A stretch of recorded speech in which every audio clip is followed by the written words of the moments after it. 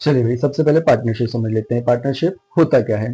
Partnership के बारे में कहा जाता है कि जब भी कभी ऐसा होता है कि दो या दो से ज्यादा पर्सन मिलकर किसी भी तरह का एक बिजनेस स्टार्ट करते हैं।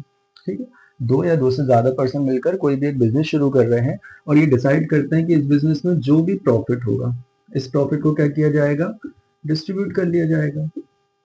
ठीक, जब भी कभी दो या दो से ज्यादा पर्सन मिलकर कोई भी एक बिजनेस शुरू करते हैं और ये डिसाइड करेंगे कि उस बिजनेस में जो भी प्रॉफिट होगा उस प्रॉफिट को डिस्ट्रीब्यूट कर लिया जाएगा।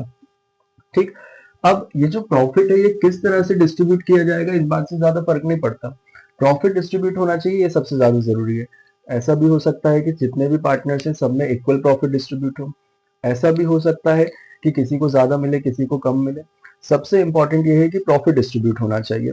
अब जहां तक इस बिजनेस को कैरी करने की बात है, जहां तक बिजनेस को कैरी करने की बात है, तो सारे पार्टनर्स, जितने भी पार्टनर्स हैं वो सब मिलकर बिजनेस कैरी कर सकते हैं या फिर एनी ऑफ देम, उनमें से कोई एक भी बिजनेस कैरी कर सकता है। ये पार्टनरशिप है। ये जो चैप्टर है आप लोगों का पार्टनरशिप, ये पूरा जो आने वाला है ये आने वाला है 12 मार्क्स का। सोचिए जरा, अगर 80 नंबर का आपका पूरा क्वेश्चन पेपर है जिसमें से 12 मार्क्स का सिर्फ एक चैप्टर आने वाला है, तो वो कितना ज्यादा इंपॉर्टेंट है। अब ये 12 में से एक्सरसाइजेस भी आएगी, 2 मार्क्स के क्वेश्चन भी आएंगे, 3 मार्क्स के क्वेश्चन भी आएंगे, 4 मार्क्स के भी क्वेश्चन आएंगे, कुछ भी आ सकता है। अब 12 मार्क्स का आएगा तो एक बहुत नॉर्मल सी बात है कि इसमें से एक्सरसाइज तो आएगी ही, 4 मार्क्स का क्वेश्चन भी आएगा। अभी हम क्या कवर करने वाले हैं, तो हम इसमें सिर्फ थ्योरी थ्योरी कवर करने वाले हैं। न्यूमेरिकल में टाइम थोड़ा ज्यादा लगेगा, उसको हम बाद में करेंगे। तो आज हम सिर्फ और सिर्फ इसमें थ्योरी देखने वाले हैं। तो अब पहले सबसे ज्यादा इंपॉर्टेंट होता है कि हम पार्टनरशिप का मीनिंग समझ लें। तो पार्टनरशिप क्या है? कहा जाता है, अच्छा, पार्टनरशिप के लिए सबसे ज्यादा जरूरी है कि पार्टनरशिप की डेफिनेशन दी कहाँ गई है। तो ये इंडियन पार्टनरशिप एक्ट 1932 के सेक्शन 4 में दी गई है। ये आपसे एक्सरसाइज में पूछा जा सकता है। अभी इसमें से 12 मार्क्स का जो आएगा तो इसमें एक्सरसाइजेस भी आने वाली हैं, 4 मार्क्स के भी आ सकते हैं, वेरी शॉर्ट भी आ सकते हैं, लॉन्ग भी आ सकते हैं, कुछ भी क्वेश्चन आ सकता है। तो हम ये जो सेशन इसमें करने वाले हैं, इसमें हम एमसीक्यूज यानी एक्सरसाइज भी कवर करेंगे, वेरी शॉर्ट भी कवर करेंगे, और जो लॉन्ग क्वेश्चन है वो भी हम कवर करेंगे। तो सारी चीजें, मतलब ओवरऑल सारा थ्योरी थ्योरी इसमें कवर होने वाला है। तो सबसे पहले मीनिंग हम देखें कि पार्टनरशिप क्या है। तो पार्टनरशिप जब भी कभी ऐसा होता है कि कम से कम दो या दो से ज्यादा पर्सन मिलकर एक बिजनेस स्टार्ट करते हैं, ये डिसाइड करते हैं कि उस बिजनेस में जो भी प्रॉफिट होगा वो डिस्ट्रीब्यूट कर लिया जाएगा। कैसे डिस्ट्रीब्यूट किया जाएगा फर्क नहीं पड़ता, इक्वल भी डिस्ट्रीब्यूट कर सकते हैं। ये भी हो सकता है कि जिस पार्टनर ने ज्यादा कैपिटल कंट्रीब्यूट किया है, ज्यादा इन्वेस्ट किया है, वो ज्यादा इसमें पैसा लगा दे। सॉरी, जिसने ज्यादा इन्वेस्ट किया है वो ज्यादा हिस्सा मांग ले, जिसने कम इन्वेस्ट किया है उसे कम हिस्सा मिले। तो इंपॉर्टेंट ये नहीं है कि कैसे डिस्ट्रीब्यूट किया जा रहा है, इंपॉर्टेंट ये है कि सारे पार्टनर्स में डिस्ट्रीब्यूट होना चाहिए। अब जब बिजनेस कैरी करने की बात आएगी, जो पार्टनरशिप बिजनेस किया जा रहा है तो वो कैरी कैसे होगा? तो वो भी बड़ा सिंपल है, जितने पार्टनर्स हैं वो सारे मिलकर कैरी कर सकते हैं या उनमें से कोई एक भी कर सकता है। जो इंडियन पार्टनरशिप एक्ट 1932 का सेक्शन 4 है, इसमें बताया गया है इसका डेफिनेशन। डेफिनेशन क्या है? Relation between two or more person who have agreed to share the profit of the business is called partnership. तो दो या दो से ज्यादा पर्सन मिलकर जब किसी भी तरह का बिजनेस करते हैं जिसमें वो डिसाइड करते हैं कि जो प्रॉफिट होगा उसे डिस्ट्रीब्यूट कर लिया जाएगा, और जहां तक बिजनेस कैरी करने की बात है तो सारे पार्टनर कैरी कर सकते हैं या फिर उनमें से कोई एक भी कर सकता है। तो ये पार्टनरशिप का मीनिंग है। पार्टनरशिप का मीनिंग, अच्छा, डेफिनेशन कहाँ दी गई है अगर पूछा जाता है, तो इंडियन पार्टनरशिप एक्ट 1932 के सेक्शन 4 में दी गई है। अब इसमें मीनिंग के साथ साथ और भी चीजें आती हैं। हम जितने भी टॉपिक्स देखते हैं, चाहे बिजनेस स्टडी हो, इकोनॉमिक्स हो, अकाउंट्स हो, तो उसमें एक सबसे ज्यादा इंपॉर्टेंट चीज होती है कि मीनिंग आप समझ रहे हैं, मीनिंग के साथ साथ फिर आता है इसका कैरेक्टरिस्टिक, जिसे हम नेचर भी बोलते हैं। तो कैरेक्टरिस्टिक इसके क्या है वो हम देख लेते हैं।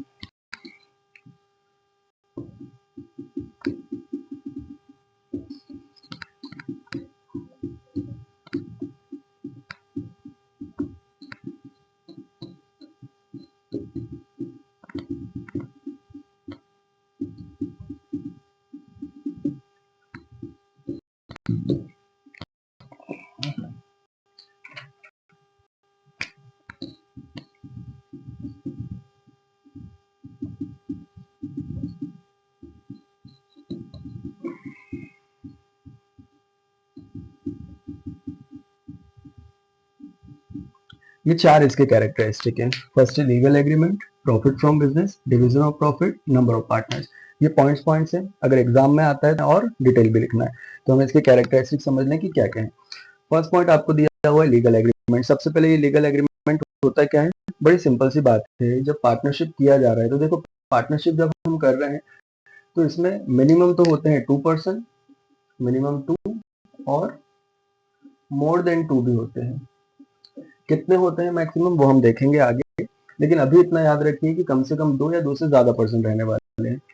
तो इसलिए जरूरी हो जाता है कि जितने भी पार्टनर्स हैं उन सबके बीच में एक एग्रीमेंट होना चाहिए। अच्छा, एग्रीमेंट क्या है? एग्रीमेंट मतलब जहां पे वो एग्री हो रहे हैं किसी काम को करने के लिए, जाता है एग्रीमेंट। लीगल एग्रीमेंट मतलब वैलिड होना चाहिए, इनवैलिड नहीं होना चाहिए। मतलब अगर 2 या 2 से ज्यादा पर्सन मिलकर किसी तरह का इलीगल वर्क करने के लिए एग्रीमेंट कर रहे हैं तो वो फिर नहीं चलेगा। पार्टनरशिप है तो आप एग्रीमेंट करेंगे और वो कैसा होना चाहिए? लीगल होना चाहिए और किसी लीगल वर्क को करने के लिए होना चाहिए, वैलिड वर्क करने के लिए होना चाहिए। तो फर्स्ट पॉइंट आपको दिया हुआ है कि क्या होना चाहिए कैरेक्टरिस्टिक? Legal agreement. अच्छा, इसमें जरूरी है एक जो चीज आपसे एक्सरसाइज में पूछी जाती है, ये जो एग्रीमेंट किया जा रहा है वो रिटर्न वैलिड होता है या ओरल। तो ये चीज बहुत अच्छे से याद रखिए कि जो इंडियन पार्टनरशिप एक्ट 1932 है उसमें ऐसा कहीं नहीं कहा गया कि रिटर्न या ओरल ही होना चाहिए। रिटर्न भी हो सकता है, ओरल भी हो सकता है। अब अगर क्वेश्चन ये पूछा जाता है आपसे एमसीक्यूज में या फिर फिल इन द ब्लैंक्स में, ट्रू फॉल्स में या वन वर्ड में कौन सा है, तो ज्यादा अच्छा आप याद रखिए रिटर्न है। ये पूछा जाता है कि भाई रिटर्न ही होना चाहिए क्या, तभी वैलिड होगा? नहीं, ओरल भी चलेगा।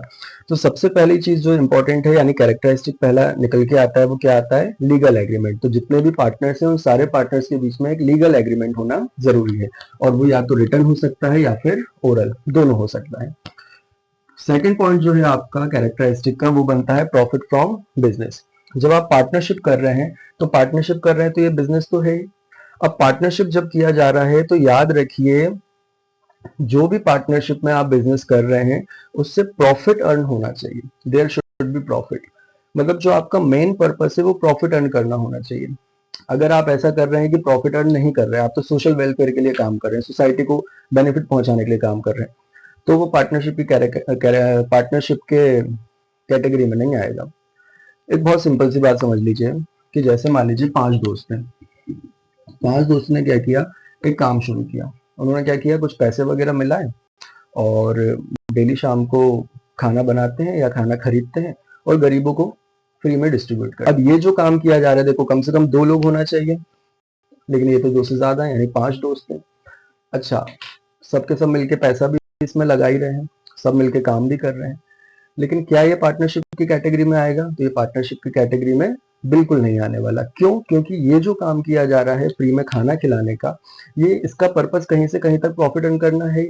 अगर पार्टनरशिप किया जा रहा है तो पार्टनरशिप के लिए एक इंपॉर्टेंट एलिमेंट होता है, इंपॉर्टेंट कैरेक्टरिस्टिक होता है, या जिसे आप नेचर भी बोलते हैं, वो क्या होता है? Profit from the business. There should be profit earn from the business. जो पर्पस है बिजनेस का वो प्रॉफिट अर्न करना होना चाहिए। अगर आप सोशल वेलफेयर कर रहे हैं तो वो पार्टनरशिप की कैटेगरी में नहीं आने वाला। तीसरा जो कैरेक्टरिस्टिक इसका बनता है वो होता है डिवीजन ऑफ प्रॉफिट। ये मैंने आप लोगों को जब इसका मीनिंग बताया था तब भी कहा था कि प्रॉफिट डिस्ट्रीब्यूट होना चाहिए। तो जितने भी पार्टनर्स हैं उन सभी पार्टनर्स में प्रॉफिट डिस्ट्रीब्यूट होगा। अगर 5 पार्टनर हैं तो पांचों को प्रॉफिट मिलेगा। इस बात से कोई फर्क नहीं पड़ने वाला कि किसी को कम मिल रहा है या ज्यादा मिल रहा है, प्रॉफिट डिस्ट्रीब्यूट हो रहा है, वही सबसे ज्यादा इंपॉर्टेंट है। अच्छा, अब ये कौन डिसाइड करेगा कि किसको कम मिलेगा किसको ज्यादा मिलेगा? तो ये मैंने आपको पहले ही बताया था कि ये एग्रीमेंट होता है जिसमें पार्टनर सारे एग्री हो जाए, वैसे चलेगा। अगर 5 पार्टनर है, पांचों एग्री हैं कि भाई जो भी प्रॉफिट होगा वो इक्वल डिस्ट्रीब्यूट होगा, तो फिर वो इक्वल होगा। अगर जैसे 5 पार्टनर है, ए बी सी डी और ई। अब ए बोल रहा है कि भाई मैंने बिजनेस में सबसे ज्यादा पैसा लगाया है, सबसे ज्यादा इन्वेस्टमेंट किया है, तो मुझे प्रॉफिट में चाहिए 50% या 60% का हिस्सा चाहिए, और बाकी तुम लोगों ने प्रॉफिट बिजनेस में इन्वेस्ट नहीं किया इसलिए तुम्हें 10% मिलेगा। या जैसे ये बोल रहा है कि ये 70% रखेगा, बाकी इनका कहना है कि 10% मिल जाएगा ए बी डी और ई को। तो अगर इसमें सारे पार्टनर एग्री हैं तो फिर यही होगा। तो जाए वैसे ही काम यहाँ पे होने वाला है। अब नेक्स्ट आपको दिया है नंबर ऑफ पार्टनर्स। तो नंबर याद रखिए, मीनिंग में तो मैंने आपको पहले ही बताया था कि मिनिमम 2 पार्टनर रहने वाले हैं। अब मैक्सिमम नंबर ऑफ पार्टनर कितने रहेंगे, तो याद रखिए मिनिमम 2 एंड मैक्सिमम चलता है यहाँ पर 50। मिनिमम 2 पार्टनर रहेंगे पार्टनरशिप में और मैक्सिमम कितने रहने वाले हैं, 50 रहने वाले हैं। तो ये 4 कैरेक्टरिस्टिक इसके बन गए। पहला क्या हो गया, legal agreement, profit from business, division of profit और number of partners. Legal agreement क्या है कि भाई जब पार्टनरशिप किया जा रहा है, पर्सन होते हैं तो इनके बीच में एक एग्रीमेंट होना चाहिए और वो भी लीगल होना चाहिए, यानी वैलिड होना चाहिए। रिटर्न ओरल दोनों में से कुछ भी हो सकता है। सेकंड कहा जा रहा है प्रॉफिट फ्रॉम बिजनेस। तो जो भी पार्टनरशिप किया जा रहा है उस पार्टनरशिप का पर्पस प्रॉफिट अर्न करना होना चाहिए, तभी वो पार्टनरशिप वाली कैटेगरी में आएगा। अगर इसका पर्पस किसी भी तरह से सोशल वेलफेयर है तो ऐसी कंडीशन में फिर वो पार्टनरशिप नहीं रह जाता। थर्ड कहा जा रहा है डिवीजन ऑफ प्रॉफिट।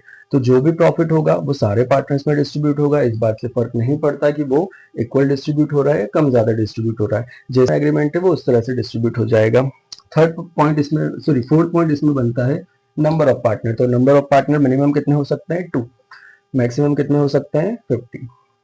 अब ये जो हमने कैरेक्टरिस्टिक देखे हैं, इस कैरेक्टरिस्टिक में से भी काफी एक्सरसाइज निकल के आती है।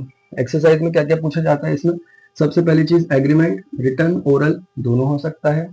ज्यादा अच्छा कौन सा है पूछा जाए तो रिटर्न।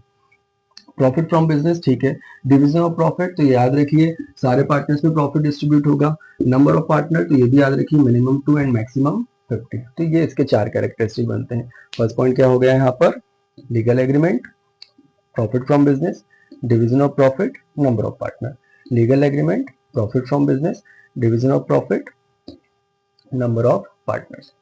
तो ये हो गया इसका कैरेक्टरिस्टिक। तो ये पार्टनरशिप का मीनिंग और ये इसका कैरेक्टरिस्टिक। अब इसमें आगे जब हम बढ़ते हैं तो नेक्स्ट इसमें आता है पार्टनरशिप डीड।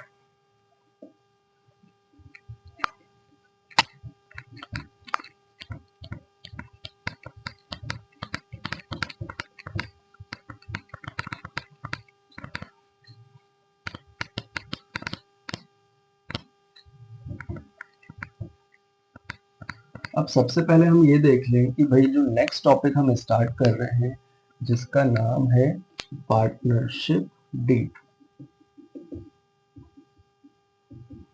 अब ये पार्टनरशिप डीड क्या होता है भाई, देखो एक बहुत नॉर्मल सी बात है, इसको हम किताब की तरह ना समझते हुए बहुत नॉर्मल तरीके से समझते हैं। जैसे मान लीजिए कि 5 दोस्त हैं। अब इन 5 दोस्तों ने मिलकर डिसाइड किया कि भाई हम बिजनेस करेंगे। तो ऐसा तो होता नहीं है ना कि अगर 5 दोस्त मिलकर अगर कोई बिजनेस शुरू कर रहे हैं तो ऐसा कि भाई सुबह उठे और शुरू कर दिया बिजनेस। अगर 5 दोस्त मिलकर एक बिजनेस शुरू कर रहे हैं तो कुछ बातें ऐसी होंगी जो कि पहले से डिसाइड की जाएगी। बहुत नॉर्मल सी बातें हो सकती हैं, जैसे हो सकता है कि भाई कौन सा बिजनेस हमें शुरू करना है, कहाँ पे वो बिजनेस शुरू करना है। अच्छा, बिजनेस शुरू कर रहे हैं तो उसमें पैसा भी लगेगा, तो वो पैसा लगाएगा कौन और कितना कितना पैसा लगाया जाएगा। इसके बाद जितने भी पार्टनर्स हैं यानी जितने भी दोस्त हैं, 5 दोस्त हैं, तो उनके बीच में जो प्रॉफिट होगा वो प्रॉफिट कैसे डिस्ट्रीब्यूट होगा। उसके बाद अगली बात निकल कर आती है कि भाई 5 दोस्त हैं तो वो काम क्या क्या करेंगे, मतलब किसकी क्या ड्यूटी होगी, किसकी रिस्पॉन्सिबिलिटी क्या होगी। तो ये सारी छोटी छोटी बातें हैं जो पहले से डिसाइड कर ली जाती है। तो ये इन छोटी छोटी बातों को जब पहले से डिसाइड किया जाता है तो इसे ही कहा जाता है पार्टनरशिप डीड। ठीक है, अगर हम पार्टनरशिप बिजनेस शुरू करते हैं तो उससे पहले कुछ छोटी मोटी बातें होती हैं जो पहले से डिसाइड कर ली जाती है। उन्हीं छोटी मोटी बातों को पहले से डिसाइड करना क्या कहा जाता है, पार्टनरशिप डीड। अब ये पार्टनरशिप डीड का मीनिंग तो हो गया, लेकिन हमें समझ में आ गया कि एक्चुअल में होता क्या है। लेकिन हम लिख नहीं सकते इस तरह से, एग्जाम में अगर पूछा जाता है तो इस तरह से लिखा नहीं जा सकता। बाकी हम समझने के लिए, याद रखने के लिए तो ऐसे याद रख सकते हैं। तो हमें लिखना कैसे है, तो 3 वर्ड आपको याद रखना है। पार्टनरशिप डीड क्या होता है, तो पार्टनरशिप डीड आप याद रखिए, पार्टनरशिप डीड एक तरह का एग्रीमेंट होता है। ठीक है, किस चीज का एग्रीमेंट होता है, जिसमें डिसाइड किए जाते हैं, क्या क्या डिसाइड किए जाते हैं, पार्टनर्स के राइट्स, रिस्पॉन्सिबिलिटीज और ड्यूटीज। ये 3 चीजें आपको याद रखना है। पार्टनरशिप डीड जो है वो क्या होता है, तो पार्टनरशिप डीड के बारे में आप छोटी सी बात याद रखिए कि पार्टनरशिप डीड क्या होता है, एक तरह का एग्रीमेंट होता है। इस एग्रीमेंट में क्या होता है इसमें पार्टनर्स के राइट्स डिसाइड होते हैं, पार्टनर्स की रिस्पॉन्सिबिलिटीज डिसाइड होती है और पार्टनर्स की ड्यूटीज डिसाइड होती है। ये आपको लिखना है बुक लैंग्वेज में। बाकी क्या होता है वो हमने अभी देख लिया कि भाई जितने भी पार्टनर्स हैं वो सारे मिलकर पहले से डिसाइड कर रहे हैं कि जो भी जो भी पार्टनरशिप बिजनेस हम कर रहे हैं तो उसमें छोटी मोटी बातें क्या क्या होने वाली है, जैसे कौन कितना कैपिटल लगाएगा, जो प्रॉफिट होगा वो उनके बीच में कैसे डिस्ट्रीब्यूट किया जाएगा, कौन सा बिजनेस किया जाएगा, कहाँ पर किया जाएगा, उसका नाम क्या होगा, ये सारी बातें। तो ये हो गया अपना पार्टनरशिप डीड। अब एक क्वेश्चन इसमें से बनकर आता है कि भाई main contents of partnership deed.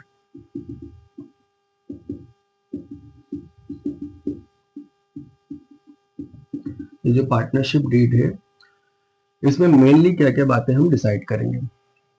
अगर बुक में हम देखें तो बुक में तो बहुत सारे पॉइंट दिए हुए हैं, हमें कितने करना है। तो हमारा जो एमपी बोर्ड का क्वेश्चन पेपर आता है उसमें मैक्सिमम जो लॉन्ग क्वेश्चन बनता है वो 4 मार्क्स का बनता है, मिनिमम जो बनता है वो 2 मार्क्स का बनता है। एक्सरसाइज जो 1 मार्क्स की आती है उसको हम हटा दें तो जो होता है वो होता है 2 मार्क्स का, और जो लॉन्ग जाता है वो 4 मार्क्स का जाता है।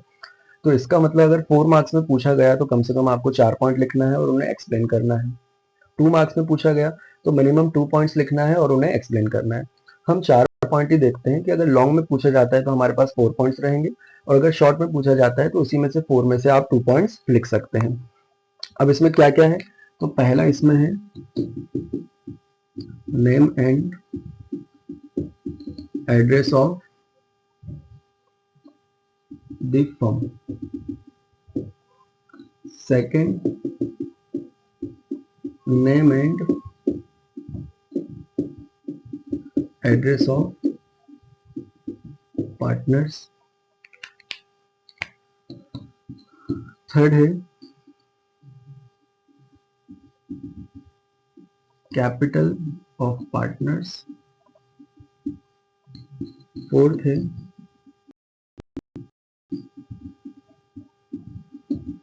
Division of profit. तो ये 4 पॉइंट हम देख लेते हैं। अच्छा, इसके अलावा अगर कोई एक्स्ट्रा पॉइंट भी अगर आपको देखना है तो एक extra point salary and commission of partners. तो ये 5 पॉइंट हमारे बनते हैं। क्या देख रहे हैं हम, मेन कंटेंट्स देख रहे हैं पार्टनरशिप डीड के। पार्टनरशिप डीड क्या होता है, एक एग्रीमेंट होता है जिसमें पार्टनर्स के राइट्स, रिस्पॉन्सिबिलिटीज और ड्यूटीज डिसाइड होगी। अब ये जो पार्टनरशिप डीड है इसमें मेन कंटेंट्स क्या है, मेनली क्या क्या बातें हैं, तो मेनली ये 5 बातें आती हैं। पहली बात जो इसमें बनती है जो कि आपको लिखना है वो है name and address of the firm. अच्छा, सबसे पहले ये फर्म क्या होता है, ऐसे जितने भी बिजनेस होते हैं जिसमें पार्टनरशिप की जा रही है उसे हम क्या बोलते हैं, फर्म बोलते हैं। ऐसे जितने भी बिजनेस है जिसमें पार्टनरशिप हो रही है उसे फर्म कहा जाता है। तो अगर आप पार्टनरशिप डीड बना रहे हैं तो सबसे पहले आपका जो बिजनेस है यानी जो फर्म है उसका नाम आपको डिसाइड करके लिखना होगा। दूसरी चीज, उसका जो एड्रेस है वो एड्रेस आपको मेंशन करना पड़ेगा कि भाई कहाँ पर है आपका फर्म। सेकंड जो बात बनती है वो है name and address of the partners. आपकी पार्टनरशिप फर्म में कौन कौन पार्टनर्स हैं, उनके नाम क्या है वो आपको डिसाइड करके पहले लिखना है, उनका एड्रेस क्या है वो भी आपको डिसाइड करके पहले लिखना होता है। तीसरी बात होती है कैपिटल ऑफ पार्टनर। कैपिटल क्या होता है, किसी भी बिजनेस को जब हम स्टार्ट करते हैं तो उस बिजनेस को स्टार्ट करते टाइम जो भी पैसा हम उसमें लगाते हैं, इन्वेस्ट करते हैं, उसे हम बोलते हैं कैपिटल। तो जितने भी पार्टनर्स हैं उन पार्टनर्स ने कितना इसमें कैपिटल इन्वेस्ट किया है वो आपको पहले उसमें मेंशन करना पड़ेगा। किसमें मेंशन करना है, पार्टनरशिप डीड में। फोर्थ पॉइंट बनता है डिवीजन ऑफ प्रॉफिट। सबसे ज्यादा इंपॉर्टेंट है भाई कि भाई जितने भी पार्टनर्स हैं, जैसे मान लीजिए 5 पार्टनर है तो वो पांचों पार्टनर के बीच में जो भी प्रॉफिट होगा वो किस तरह से डिस्ट्रीब्यूट किया जाएगा। अगर इक्वल डिस्ट्रीब्यूट होने वाला है तो वो आप पार्टनरशिप डीड में मेंशन कर दीजिए। अगर आपने ऐसा डिसाइड किया कि भाई जिसने ज्यादा कैपिटल लगाया है उसे ज्यादा हिस्सा मिलेगा, जिसने कम कैपिटल लगाया उसे कम हिस्सा मिलेगा, जो भी मतलब कैपिटल कंट्रीब्यूशन के हिसाब से आप प्रॉफिट डिस्ट्रीब्यूट करने वाले हैं तो वो आपको पड़ेगा। तो जो भी आपका डिवीजन ऑफ प्रॉफिट का रेशियो रहने वाला है वो आपको इसमें मेंशन करना है। लास्ट जो पॉइंट बनता है वो है salary and commission to partners. जितने भी पार्टनर्स हैं अगर उसमें से कोई भी पार्टनर कुछ एक्स्ट्रा वर्क कर रहा है अपनी रिस्पॉन्सिबिलिटी के हिसाब से, कुछ कुछ भी एक्स्ट्रा वर्क कर रहा है और उसके बारे में वो बोलता है कि भाई मैं कुछ एक्स्ट्रा काम कर रहा हूं तो मुझे उसके लिए सैलरी चाहिए, या फिर कोई बोलता है कि भाई मुझे कमीशन चाहिए तो उससे सैलरी मिलेगा कितना मिलेगा, कमीशन मिलेगा कितना मिलेगा, सबसे पहली चीज मिलेगा भी या नहीं मिलेगा, तो वो भी आपको इसमें मेंशन करना है। टोटल 5 बातें हैं जो अभी हम देख रहे हैं। वैसे क्या सिर्फ 5 बातें हैं? नहीं, और भी बहुत सारी बातें हैं, हम सिर्फ 5 देख रहे हैं। तो ये 5 चीजें हैं जो कि पार्टनरशिप डीड में आप डिसाइड कर सकते हैं। Main contents of partnership deed, पहला क्या हो गया? Name and address of the firm. जो भी फर्म है, फर्म क्या होता है? जिस बिजनेस में पार्टनरशिप की जाती है उसे फर्म कहा जाता है। तो जो फर्म है उसका नाम और एड्रेस आपको डिसाइड करना है। Second thing, name and address of partners, जितने भी पार्टनर्स हैं उनका नाम और उनका एड्रेस आपको इसमें मेंशन करना है। तीसरी चीज, कैपिटल ऑफ पार्टनर, जितने भी पार्टनर्स हैं वो कौन कौन कितना कैपिटल लेकर आ रहा है। अच्छा, एक और बात कि कैपिटल अगर ला रहे हैं तो उस पर क्या कोई इंटरेस्ट मिलेगा? अगर मिलेगा तो किस रेशो से मिलेगा वो भी आपको इसमें डिसाइड करके लिखना होगा। सॉरी, किस परसेंटेज से मिलेगा वो आपको इसमें लिखना है। नेक्स्ट है डिवीजन ऑफ प्रॉफिट। तो जो भी पार्टनर्स हैं उनमें प्रॉफिट किस तरह से डिस्ट्रीब्यूट होगा, अगर इक्वल डिस्ट्रीब्यूट होगा तो वो मेंशन कर दीजिए, अगर कैपिटल कंट्रीब्यूशन के हिसाब से होगा तो वो आप मेंशन कर दीजिए। लास्ट है salary and commission to partner. अगर कोई भी पार्टनर कुछ एक्स्ट्रा वर्क करता है उसकी कंसेशन में उसे सैलरी मिलना है या कमीशन मिलना है, मिलेगा तो कितना मिलेगा, वो आपको इसमें डिसाइड करके लिखना होता है। तो ये 5 बातें हो गई। अब इसके आगे और भी कुछ टॉपिक्स हैं और भी कुछ बातें हैं, वो भी हम देख लेते हैं क्या क्या है।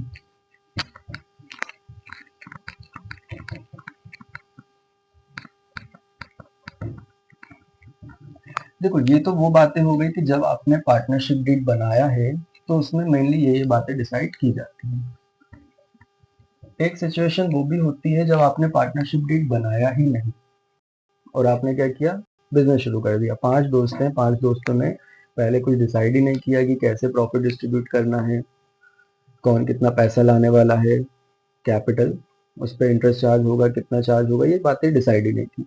सिर्फ क्या हुआ, बिजनेस शुरू कर दिया। अब ऐसी कंडीशन में आगे चल के हो सकता है उनके बीच में डिस्प्यूट्स हो, लड़ाई हो, झगड़े हो, तो जो इंडियन पार्टनरशिप एक्ट है उसने उसका भी सॉल्यूशन दिया हुआ है। इन्होंने पहले ही बता दिया कि भाई अगर आप खुद पहले से डिसाइड नहीं कर पा रहे हो या आपने डिसाइड नहीं किया है तो ऐसे में क्या होगा। तो ये जो क्वेश्चन बनता है वो बनता है रूल्स एप्लीकेबल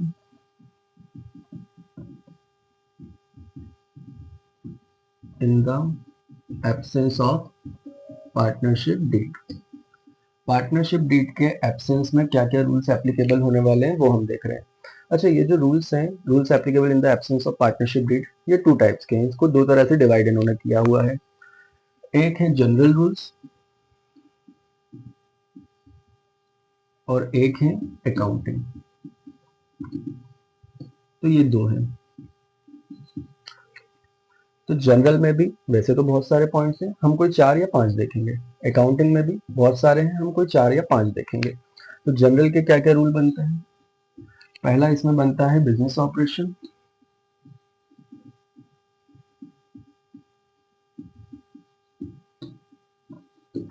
सेकंड इसमें बनता है यूज ऑफ फर्म्स एसेट्स। तीसरा इसमें बन के आता है एडमिशन ऑफ अ पार्टनर।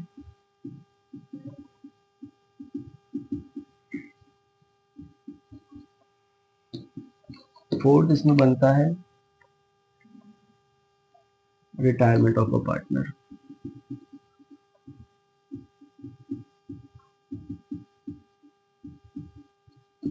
एक एक्स्ट्रा अगर हमें देखना है तो एक और एक्स्ट्रा पॉइंट हम देख लेते हैं, इंस्पेक्शन ऑफ अकाउंटिंग बुक्स। ठीक, तो पहले हम ये पॉइंट डिस्कस कर लेते हैं, फिर हम अकाउंटिंग वाले रूल्स देख लेंगे। अकाउंटिंग वाले क्या क्या पॉइंट हैं?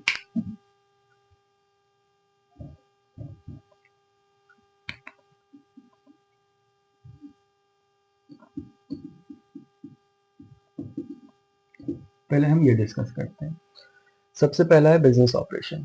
टॉपिक क्या हम देख रहे हैं? Rules applicable in the absence of partnership deed. Partnership deed आपने नहीं बनाया, आपने पहले से कुछ भी डिसाइड नहीं किया कि जितने भी पार्टनर्स हैं वो आपस में किस किस तरह से बिजनेस को पूरा मैनेज करने वाले हैं, कुछ डिसाइड नहीं किया। अब ऐसी कंडीशन में इंडियन पार्टनरशिप एक्ट में कुछ रूल्स दिए हैं। ये रूल्स 2 तरह के हैं, कुछ हैं जनरल कुछ है अकाउंटिंग। जनरल रूल्स में हमने 5 पॉइंट्स देख लिए। फर्स्ट पॉइंट क्या है? Business operation.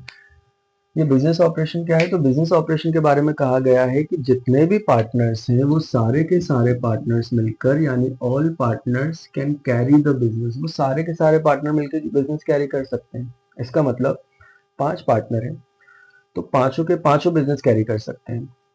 ऐसा कहीं कुछ भी नहीं है कि अगर एक पार्टनर है तो वो किसी दूसरे पार्टनर को रोक ले कि आप बिजनेस ऑपरेट नहीं करोगे, ऐसा नहीं है। बिजनेस ऑपरेशन के बारे में कहा गया है पार्टनरशिप एक्ट में कि जितने भी पार्टनर्स हैं वो सारे के सारे बिजनेस मैनेज करने में एक एक्टिव रोल प्ले कर सकते हैं। कोई भी एक पार्टनर किसी दूसरे पार्टनर को किसी भी तरह से रोक नहीं सकता। सेकंड जो पॉइंट है वो है यूज ऑफ फर्म्स एसेट्स। अब सबसे पहले फर्म क्या होता है वो तो हमने देख लिया कि भाई जिस बिजनेस में पार्टनरशिप किया जा रहा है उसे हम फर्म बोलते हैं। अब ये एसेट्स क्या है? एसेट्स मतलब ऐसी जितने भी चीजें होती है ना बिजनेस में जो कि बिजनेस को लॉन्ग टर्म बेनिफिट देती हैं, जैसे मशीन हो गई, बिल्डिंग हो गई, व्हीकल हो गई, तो ये सारी एसेट्स कहलाती हैं। तो अगर फर्म के नाम पर, यानी जो आप पार्टनरशिप चला रहे हैं उस फर्म के नाम पर किसी तरह का व्हीकल है, कोई बिल्डिंग है, कोई लैंड है और फर्नीचर है, तो कोई भी पार्टनर इसका पर्सनल यूज नहीं कर सकता। फर्म के जितने भी एसेट्स हैं उनका जो भी यूज किया जाएगा वो सिर्फ फर्म के यूज के लिए किया जाएगा। किसी भी पार्टनर के लिए पर्सनल यूज के लिए वो अवेलेबल नहीं रहेगा। तो वो हो गया use of firms assets. Next है एडमिशन ऑफ अ पार्टनर। अब पहले से 5 पार्टनर तो हैं, अब ये 5 पार्टनर मिलकर किसी भी तरह से, हो सकता है कि बिजनेस मैनेज नहीं कर पा रहे, काम जो है इनका बढ़ चुका है, अब ये चाहते हैं किसी एक और को एडमिट करना, एक नया पार्टनर और इन्हें चाहिए। तो उसके बारे में क्या कहा गया है? तो उसके बारे में साफ साफ बात ये कही गई है, a partner can be admitted to the firm only by the consent of the all other partners. किसी भी न्यू पर्सन को अगर पार्टनर बनाना है तो वो सिर्फ तभी पार्टनर बन सकता है जब bye the consent of all other partners, यानी ये 5 पार्टनर्स हैं और ये पहले से, और ये 5 मिलकर जब एग्री होंगे कि हाँ भाई किसी एक को एडमिशन दे दो, कौन है उसके लिए कंसेंट होना चाहिए बाकी ऑल अदर पार्टनर्स का, तभी जाकर उसे आप एडमिट कर सकते हो। ऐसा नहीं है कि 5 पार्टनर है तो कोई एक गया और किसी एक और को वो पार्टनर बना लाया, ऐसा नहीं होगा। पूरे 5 पार्टनर है, पांचों के पांचों को एग्री होना चाहिए, तभी वो किसी भी नए पर्सन को एडमिशन दे सकते हैं। अब है retirement of a partner. Partner के रिटायर होने के बारे में क्या कहा गया है? A partner is entitled to the pre payment of his or her capital on retirement. If the capital is not paid out, then the retiring partner is entitled to 6% per annum interest. बहुत simple सी बात है, जब भी 5 partner है, अब इनमें से कोई एक पार्टनर है जो कि कह रहा है कि भाई मैं रिटायर हो रहा हूँ, रिटायर हो रहा हूँ मतलब फर्म छोड़ के जा रहा हूँ। फर्म छोड़ के जाने का क्या रीजन हो सकता है? कोई भी रीजन हो सकता है, उसकी एज ज्यादा हो गई है या उसका अब इंटरेस्ट नहीं रहा है इस तरह के बिजनेस में, कोई भी रीजन हो सकता है। तो अगर वो फर्म से रिटायर हो रहा है मतलब फर्म छोड़कर जा रहा है, तो उसका जितना भी हिस्सा बनता है कैपिटल का, फर्म के प्रॉफिट में, ओल्ड प्रॉफिट में, किसी तरह के रिजर्व में, तो वो पूरा का पूरा वो लेकर जाएगा। अगर ऐसा होता है कि जो फर्म है उसकी अभी ऐसी पोजीशन नहीं है कि वो पे कर सके, उन्होंने कहा कि भाई 2 साल बाद पे करेंगे, तो फर्म फिर इस पार्टनर को जितना भी अमाउंट ड्यू है उस ड्यू अमाउंट के ऊपर 6% पर एनम से इंटरेस्ट चार्ज करेगा ये पार्टनर। अगर ये पार्टनर रिटायर होकर जा रहा है तो इसका जितना भी अमाउंट ड्यू है वो लेकर जाएगा।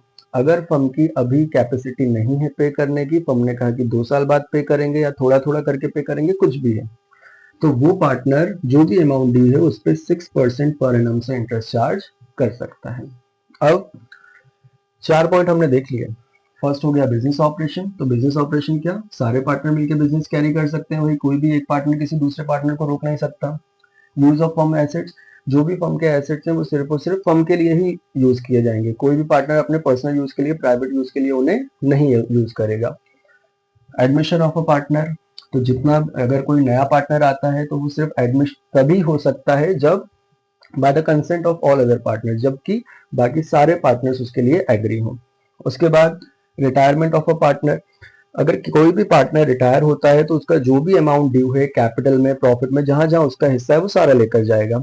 अगर फर्म पे नहीं कर पा रही है तो वो 6% पर एनम से इंटरेस्ट चार्ज कर सकता है। इसके बाद inspection of accounting business, sorry, inspection of accounting books. अब जितने भी अकाउंटिंग बुक हैं किसी फर्म के, चाहे प्रॉफिट एंड लॉस अकाउंट हो या कोई भी अकाउंट हो, तो वो इंस्पेक्शन करने की जहां तक बात है तो ये भी राइट सारे पार्टनर को दिया गया है। सारे पार्टनर किसी भी तरह की बुक को, अकाउंटिंग बुक को कभी भी इंस्पेक्ट कर सकते हैं। कोई भी एक पार्टनर किसी दूसरे पार्टनर को किसी भी तरह की बुक चेक करने से रोक नहीं सकता। तो ये 5 पॉइंट हो गए हमारे, जो कि जनरल रूल्स हैं। किस चीज के जनरल रूल्स हैं? In the absence of partnership deed, अगर पार्टनरशिप डीड आपने नहीं बनाया तो ऐसी कंडीशन में ये 5 रूल्स एप्लीकेबल होंगे, जो कि जनरल हैं। अब अकाउंटिंग रूल्स क्या है, तो वो भी हम देख लेते हैं।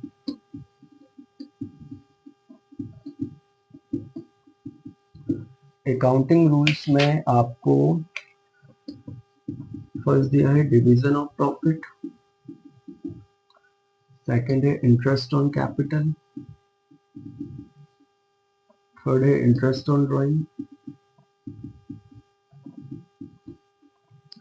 फोर्थ है इंटरेस्ट ऑन लोन,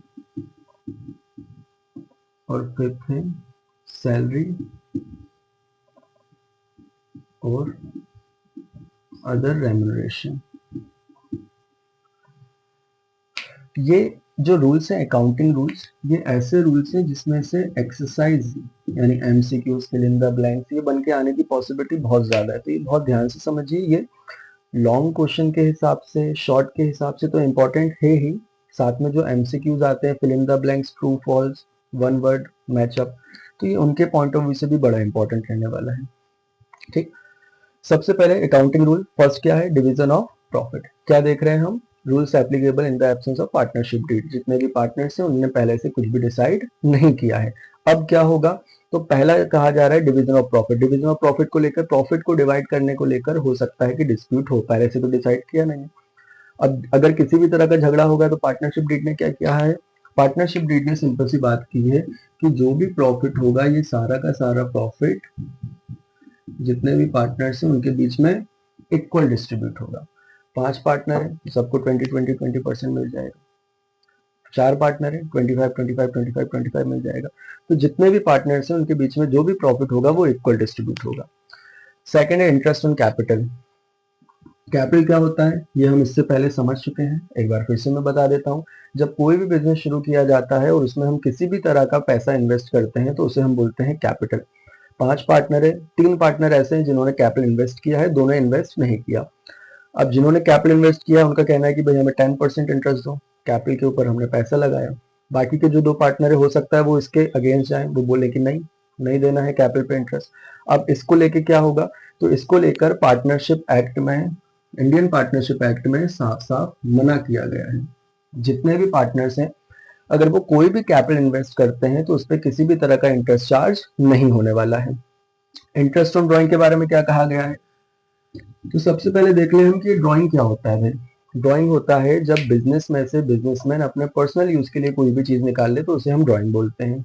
जैसे मान लीजिए कि एक पार्टनरशिप फर्म चल रही है, एक बिजनेस चल रहा है, कोई एक पार्टनर आता है और 2000, 3000, 4000 जो भी एक अमाउंट है वो निकाल के ले जाता है और अपना कुछ भी पर्सनल एक्सपेंस कर लेता है। अब उसने वो पैसा तो निकाल लिया, तो उसके ऊपर किसी तरह का ड्राइंग चार्ज होगा, सॉरी किसी तरह का इंटरेस्ट चार्ज होगा क्या? कोई इंटरेस्ट चार्ज नहीं होगा। अच्छा, अब वो 2000, 3000, 4000 जो निकाल के लेके चला गया उसका क्या होगा?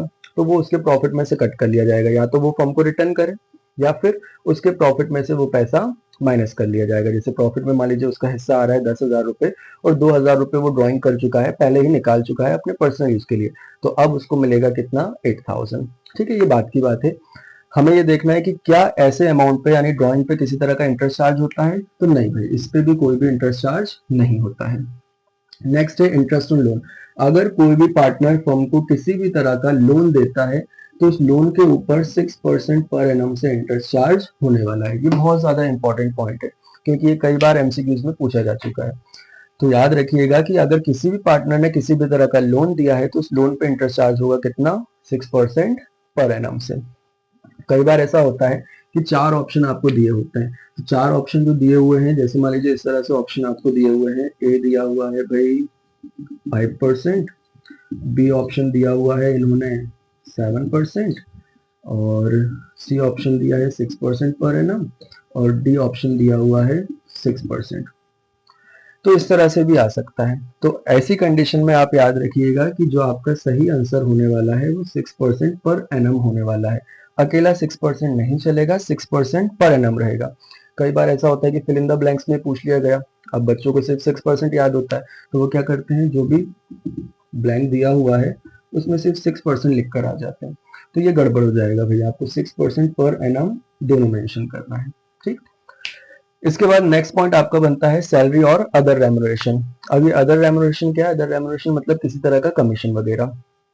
तो कई बार ऐसा होता है कि कोई पार्टनर है, कोई एक्स्ट्रा काम कर रहा है बहुत टाइम से, तो वो हो सकता है कि किसी भी तरह का फर्म से एक्स्ट्रा अमाउंट का डिमांड कर दे। वो बोल दे कि भाई मैंने कुछ एक्स्ट्रा काम किया है तो मुझे आप इतना इतना मंथली सैलरी पे करो, या मैंने ये एक्स्ट्रा काम किया है तो मुझे इसका इतना कमीशन पे करो। अब पार्टनरशिप एक्ट ने इसके बारे में क्या कहा है? पार्टनरशिप एक्ट ने साफ साफ मना किया है इसके बारे में, ना तो किसी पार्टनर को किसी तरह का सैलरी मिलने वाला है और ना ही किसी पार्टनर को किसी तरह का कमीशन मिलने वाला है। अगर आप पार्टनरशिप फर्म के लिए किसी भी तरह का कुछ एक्ट करते हैं तो वो तो आपकी रिस्पॉन्सिबिलिटी है, वो आपकी ड्यूटी है, तो आपने कोई बहुत बड़ा काम नहीं किया है। तो अगर किसी भी तरह का आप वर्क कर रहे हैं तो उसके लिए आप ना तो कोई सैलरी की डिमांड करेंगे और ना ही आपको कोई कमीशन मिलने वाला है। तो ये 5 बातें हैं जो कि अकाउंटिंग रूल्स हैं, किसके? ऐसी कंडीशन के जब आपने पार्टनरशिप डीड नहीं बनाया। तो क्या कहा गया है? डिवीजन ऑफ प्रॉफिट कैसे हो जाएगा? इक्वल। इंटरेस्ट ऑन कैपिटल किसी को नहीं मिलेगा, इंटरेस्ट ऑन ड्रॉइंग बिल्कुल चार्ज नहीं होगा, interest on loan 6% per annum charge होगा, सैलरी और अदर रेम्युनरेशन किसी को नहीं मिलने वाला। तो ये बोर्ड पर अभी जितना लिखा हुआ है ये सारा का सारा ऐसा पोर्शन है जिसमें से काफी एमसीक्यूज बन सकते हैं। मैं फिर से याद दिला रहा हूँ, ये जो चैप्टर है टोटल 12 मार्क्स का है और इसमें से एमसीक्यूज भी आएंगे, फिल इन द ब्लैंक्स मतलब एक्सरसाइज तो आना ही आना है, और लॉन्ग या शॉर्ट क्वेश्चन भी इसमें से आ सकते हैं, मतलब हर सेक्शन में इसमें से क्वेश्चन आ सकता है। तो एमसीक्यूज इसमें से आने की पॉसिबिलिटी बहुत ज्यादा है। अब इसमें आगे थोड़ा सा और बचा है, वो भी हम जल्दी जल्दी देख लेते हैं।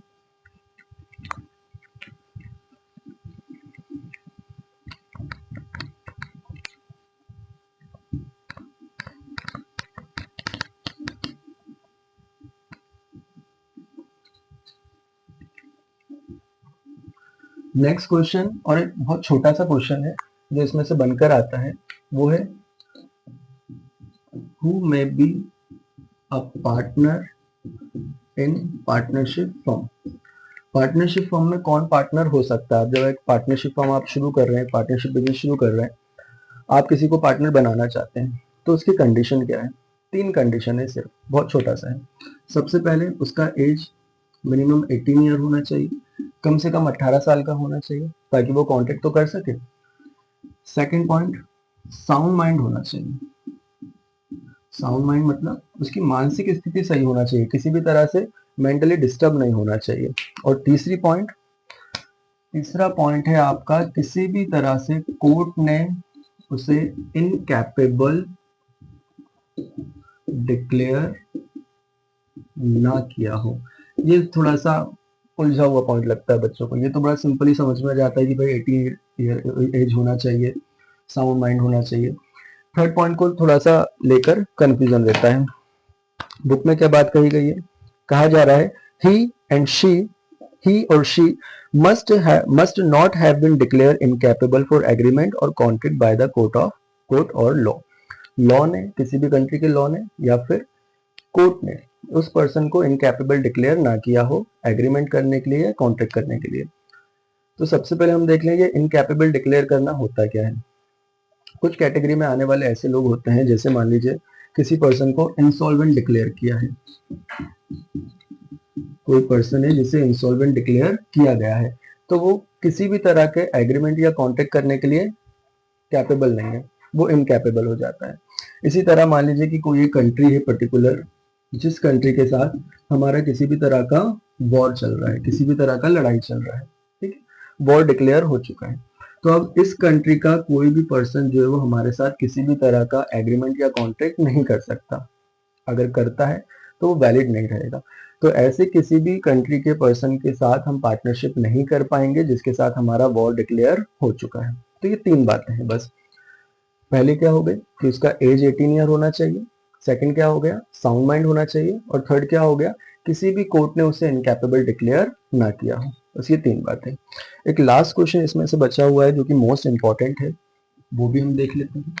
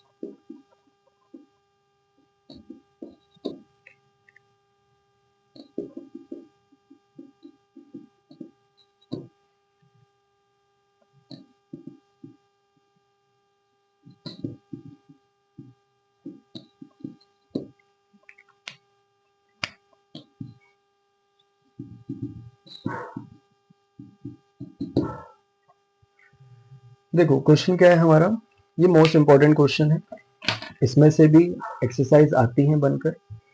इस क्वेश्चन की प्रॉब्लम ये है कि ये थोड़ा सा न्यूमेरिकल बेस्ड है। अगर आपने इस चैप्टर में न्यूमेरिकल किए हैं तो ही ये आपको समझ में आएगा, नहीं तो आपको इसमें थोड़ा बहुत प्रॉब्लम हो सकता है। हालांकि मैं कोशिश करूंगा कि इतने अच्छे से एक्सप्लेन करूं कि आपको ये न्यूमेरिकल के बाद भी प्रॉब्लम ना हो, अगर आपने नहीं भी किया है। तो इसमें दो चीजें हैं, एक होता है fix method, fix capital method, एक होता है फ्लक्चुएटिंग कैपिटल मेथड। जब हम इसमें अकाउंटिंग करते हैं तो इसमें कैपिटल अकाउंट बनाने के लिए आता है, और ये जो कैपिटल अकाउंट बनता है वो दो मेथड से बनता है भाई। एक बनता है फिक्स कैपिटल मेथड से, एक बनता है फ्लक्चुएटिंग कैपिटल मेथड से। तो इसी में आपको डिफरेंस बताना है। इसमें क्या होता है, जो मेनली इसके बारे में बात कही जाती है वो ये है कि जब आप फिक्स मेथड से बनाते हैं तो इसमें दो अकाउंट बनते हैं। एक बनता है पार्टनर्स कैपिटल अकाउंट, और एक बनता है इसमें पार्टनर्स करंट अकाउंट। ये दो चीजें होती हैं, ठीक। अब फ्लक्चुएटिंग मेथड, इसके बारे में सिंपल सी बात है कि इसमें सिर्फ एक ही अकाउंट बनता है जिसका नाम होता है पार्टनर्स कैपिटल अकाउंट, ठीक है। ये इसके बारे में मेन जो है पॉइंट है जो कि याद रखना होता है। बाकी अगर आपने न्यूमेरिकल इसके फेस किए हुए हैं, न्यूमेरिकल आपने सॉल्व किए हुए हैं इसके, तो ये बहुत अच्छे समझ में आ जाएगा। जिन्होंने न्यूमेरिकल नहीं किए हैं उन्हें क्या करना है, तो सिंपल से याद रखो भाई, फिक्स कैपिटल मेथड जो होती है उसमें दो अकाउंट बनते हैं, एक कैपिटल अकाउंट, एक करंट अकाउंट। और फ्लक्चुएटिंग मेथड जो होती है उसमें सिर्फ एक अकाउंट बनता है, कौन सा, पार्टनर्स कैपिटल अकाउंट। अच्छा, इसके नाम से अगर समझने की कोशिश करें, फिक्स कैपिटल मेथड, तो इसमें कैपिटल जो है वो हमेशा फिक्स नेचर का होता है। जो फ्लक्चुएटिंग होता है, फ्लक्चुएट का मतलब ही क्या होता है, चेंज होना, हमेशा बदलते रहना। तो फ्लक्चुएटिंग मेथड में जो कैपिटल होता है वो फ्लक्चुएट होता रहता है, मतलब इसमें अमाउंट कैपिटल का चेंज होता रहता है। और फिक्स में क्या होता है, एज इट इज रहता है। जैसे 1 लाख है तो वो 1 लाख ही रहेगा। ईयर जब स्टार्ट हुआ तब भी ओपनिंग बैलेंस 1 लाख था, और जब ईयर एंड हुआ तो क्लोजिंग बैलेंस भी 1 लाख था। लेकिन जो फ्लक्चुएटिंग होता है उसमें जब ओपनिंग बैलेंस था, यानी जब ईयर स्टार्ट हुआ, हो सकता है कि कैपिटल 5 लाख रहा हो, लेकिन जब ईयर एंड हो रहा है तो हो सकता है 6 लाख हो जाए, 7 लाख हो जाए, 4,50,000 हो जाए, 3 लाख हो जाए, 350, कुछ भी हो जाए, मतलब चेंज हो जाएगा। अब इसमें डिफरेंस की क्या क्या बातें हैं। सबसे पहला पॉइंट इसमें बनता है फिक्स। तो फिक्स कैपिटल जो होता है इसमें आप याद रखिए, जैसा मैंने आपको बताया, फिक्स कैपिटल में कैपिटल हमेशा फिक्स होता है, या फिर आप इसे याद रख सकते हैं कि इसमें अनचेंज होता है, भाई चेंज नहीं होता है। लेकिन फ्लक्चुएटिंग जो होता है इसमें कैपिटल कैसा होता है, फ्लक्चुएट होता है, मतलब चेंज होता है, हर साल इसमें चेंज होता है। इसके नाम से इसका मीनिंग निकल रहा है, फर्स्ट पॉइंट। सेकेंड पॉइंट है नंबर ऑफ अकाउंट, ये मैंने आपको पहले ही बता दिया। फिक्स जो होता है इसमें दो अकाउंट बनते हैं, एक बनता है पार्टनर्स कैपिटल अकाउंट, सेकंड बनता है पार्टनर्स करेंट अकाउंट। अब फ्लक्चुएटिंग में क्या होता है, इसमें सिर्फ एक ही अकाउंट बनता है, कौन सा, पार्टनर्स कैपिटल अकाउंट, ठीक। अच्छा, इसमें से भी मैंने आपको पहले ही बताया, फिर से रिपीट कर रहा हूं, इसमें से भी एक्सरसाइजेस बनकर आती हैं। पहला पॉइंट जो मैंने आपको बताया ये भी एक्सरसाइज में आ सकता है कि भाई फिक्स कैपिटल में कैपिटल कैसा होता है, फिक्स होता है, अनचेंज होता है। फ्लक्चुएटिंग में कैसा होता है, एवरी ईयर चेंज होता है। सेकंड पॉइंट इसमें से भी आ सकता है भाई एक्सरसाइज में, नंबर ऑफ अकाउंट। तो याद रखिए फिक्स में दो अकाउंट बनते हैं, पार्टनर्स कैपिटल और पार्टनर्स करंट। जो एक्सरसाइज है उसमें पूछा जाता है भाई पार्टनर्स करंट अकाउंट जो है वो कौन सी मेथड से बनता है, तो याद रखिए फिक्स से बनता है। और ये भी पूछा जाता है कि फिक्स मेथड में कितने अकाउंट मेंटेन किए जाते हैं, प्रिपेयर किए जाते हैं, दो किए जाते हैं भाई। और पार्टनर्स कैपिटल जो होता है इसमें सिर्फ एक अकाउंट बनता है, partners capital account, fluctuating method में। थर्ड होता है एंट्री। अब जब ये बनाया जा रहा है फिक्स कैपिटल तो इसमें एंट्री क्या होती है, तो याद रखिए एंट्री जो होती है इसमें, जो कैपिटल आपने इसमें इन्वेस्ट किया है उसका होगा, या फिर कोई कैपिटल है जो कि आपने विड्रॉ किया है, निकाल लिया है, तो उसका होगा। ये दो चीजें आप याद रखिए, जो कैपिटल इन्वेस्ट किया जा रहा है वो इसमें एंट्री होती है, और जो कैपिटल आपने विड्रॉ किया है, निकाल लिया है, उसकी होती है। बस दो तरह की एंट्री होती है। फ्लक्चुएटिंग मेथड में क्या होता है, इसमें जो कैपिटल आपने इन्वेस्ट किया है वो भी होता है, जो विड्रॉ किया है वो भी इसमें रिकॉर्ड होता है, जो सैलरी मिल रहा है किसी पार्टनर को वो भी आएगा, किसी को अगर कमीशन मिला तो वो भी आएगा, कैपिटल पे इंटरेस्ट चार्ज हुआ यानी इंटरेस्ट ऑन कैपिटल जिसे कहा जाता है वो भी आएगा, अगर ड्राइंग पे इंटरेस्ट चार्ज हुआ यानी इंटरेस्ट ऑन ड्राइंग तो वो भी आएगा, प्रॉफिट जो डिस्ट्रीब्यूट हुआ वो भी आएगा। तो इसमें ओवरऑल सारी चीजें आती हैं। नेक्स्ट बनता है बैलेंस ऑफ अकाउंट। इसका जो बैलेंस होता है वो जनरली क्या होता है, यानी इसका आंसर जो आता है वो किस तरफ आता है, तो याद रखिए इसका जो बैलेंस होता है वो हमेशा ऑलवेज क्रेडिट होता है। और इसका डेबिट भी हो सकता है और क्रेडिट भी हो सकता है। इसके बाद चेंज इन अकाउंट, इसमें मैंने आपको बताया ना कि कैपिटल इसमें कैसा कैसा होता है, फिक्स रहता है। तो इसमें क्या कभी ये अकाउंट का बैलेंस चेंज हो सकता है? अगर हो सकता है तो कब हो सकता है? तो हाँ भाई हो सकता है। कब चेंज होगा ये? तो याद रखिए, अगर आपने इसमें पहले के अकॉर्डिंग और ज्यादा कैपिटल इन्वेस्ट कर दिया तो ये चेंज होगा, या फिर आपने इसमें से कुछ कैपिटल का पार्ट विड्रॉ कर लिया तो ये चेंज होगा। तो ये दो कंडीशन है जिसमें ये चेंज हो जाता है। Partners capital sorry fluctuating method में क्या होगा भाई? फ्लक्चुएटिंग मेथड में क्या होने वाला है? तो इसमें आप याद रखिए, इसमें एवरी ईयर चेंज होता है, हर साल चेंज होता है। तो ये हमने देख लिया इसके 5 पॉइंट्स। फर्स्ट हो गया fix, number of accounts, entries, balance of account, change in account. ठीक है, तो ये ओवरऑल हमने सारी चीजें इसमें कवर कर ली है। इसमें से एमसीक्यूज आने वाले हैं, क्या क्या आ सकते हैं वो भी मैंने आपको बताया। ठीक है, अब क्या क्या हमने इस सेशन में देख लिया? इसमें हमने देख लिया पार्टनरशिप क्या होता है। तो पार्टनरशिप जब भी कभी दो या दो से ज्यादा पर्सन मिलकर किसी भी तरह का एक बिजनेस स्टार्ट करते हैं, डिसाइड करते हैं कि जो भी प्रॉफिट होगा वो आपस में डिवाइड कर लेंगे, तो उसे हम क्या बोलते हैं? पार्टनरशिप। पार्टनरशिप का डेफिनेशन कहाँ दिया गया है? Indian partnership act 1932 section 4। Section 4 जरूर याद रखिएगा। अच्छा, फिर हमने देखे इसके कैरेक्टरिस्टिक। तो कैरेक्टरिस्टिक में क्या थे? नेचर पूछे या कैरेक्टरिस्टिक पूछे तो आपको यही लिखना है। फर्स्ट हमने लीगल एग्रीमेंट देख लिया था, नंबर ऑफ पार्टनर्स देख लिया था, प्रॉफिट फ्रॉम बिजनेस देख लिया था, और एक और पॉइंट हमने देखा था इसमें, एक और पॉइंट हमने कौन सा देखा था? एक और पॉइंट हमने देखा था प्रॉफिट फ्रॉम बिजनेस। तो ये चार हमने देख लिए थे। पार्टनरशिप डीड हमने देखा। पार्टनरशिप डीड क्या होता है भाई? तो मैंने आपको बताया था, जनरली आपको क्या याद रखना है कि जितने भी पार्टनर्स हैं, अगर वो कोई भी पार्टनरशिप बिजनेस शुरू कर रहे हैं तो कुछ बातें वो पहले से डिसाइड कर लेंगे। तो उन बातों को जब पहले से डिसाइड किया जाता है कि कितना प्रॉफिट डिस्ट्रीब्यूट करना है, कौन कितना कैपिटल लेकर आएगा, कौन क्या क्या काम करेगा, तो यही डिसाइड करना होता है आपका पार्टनरशिप डीड। बाकी लिखना आपको ऐसे नहीं है, लिखने के लिए आपको तीन चीजें याद रखना है। पार्टनरशिप डीड जो है वो पार्टनर्स के बीच में एक एग्रीमेंट है। कैसा एग्रीमेंट? जिसमें पार्टनर्स के राइट्स, रिस्पॉन्सिबिलिटीज और ड्यूटीज डिसाइड किए जाते हैं। ठीक है, पार्टनरशिप डीड के मेन कंटेंट्स क्या क्या हैं वो भी हमने देख लिए। तो पहला हो गया name and address of the partner, second हो गया name and address of the firm, third हो गया कैपिटल ऑफ पार्टनर, फोर्थ हमने देखा था डिवीजन ऑफ प्रॉफिट, एक एक्स्ट्रा हमने देखा था सैलरी एंड कमीशन।